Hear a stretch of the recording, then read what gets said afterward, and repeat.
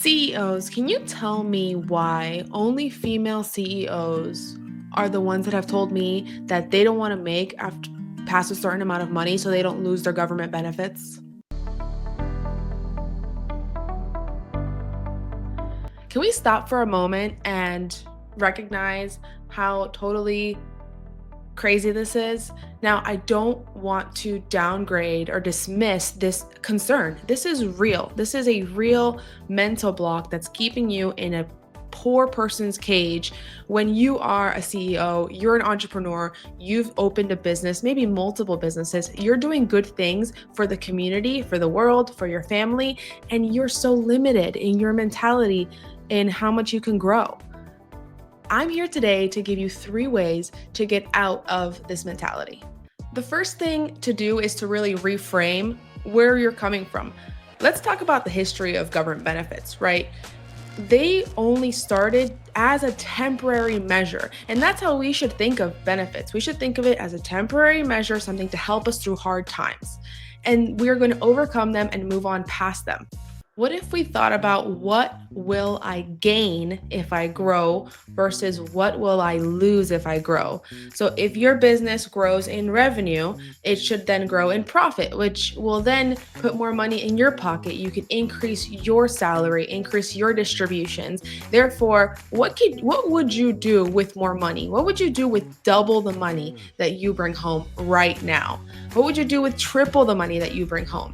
If you already know how to start a business, you're already running a successful business, which every single female CEO I talk to already knows how to run a successful business, but doesn't have the confidence to grow it and grow themselves out of benefits, grow themselves out of dependency. And it's all rooted in fear of taxes, fear of losing that financial security. I totally get that. And it stinks that for me as a fractional CFO and a tax advisor that I see this all the time. And most of what I do is actually talk through all of these roadblocks, mental roadblocks with my CEOs.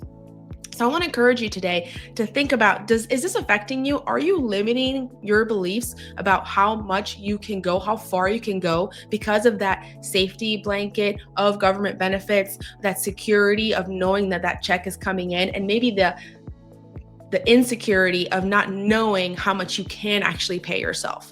These are all real things that are happening every single day. And I want to recognize them and tell you that it's okay, but we have to move past them because I want you to be successful. The second thing that I want you to think about when it comes to breaking free from this poor person's mentality as a female CEO is to think about creating wealth. Right? What does that mean for your family? What does wealth mean for your family? Why did you even start a business? Do you not like reporting to somebody else, like so many of us, right? Do you have just so many wonderful ideas for how you can impact your community? That is often the reason why a lot of female CEOs that I work with have started their businesses and really wanting to impact the future generations.